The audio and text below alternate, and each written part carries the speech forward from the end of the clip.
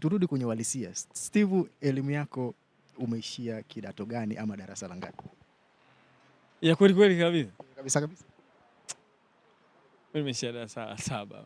Darasa la 7. Yes, yaani unajua ukiwa humu katikati kati ya hujamaliza hata la 7 lazima useme nimemaliza nimeishia la 7. Lakini hata la 7 yenyewe sio sifa. Nimeishia la 7 nusu. Kumaliza kabisa darasa la 7. Ni vitu vya kusikitisha hivyo. Kweli. Ni changamoto mpaka kumaliza darasa 7 kabisa. Sivielewi tu. Yaani kwa naona kama vinanichanganya. Walikuwa kiingia walimu wawili mwalimu wa hisabati na English nakumbuka. Miausho kweli naona kama ananichanganya. Yaani kila nikisoma najitahidi.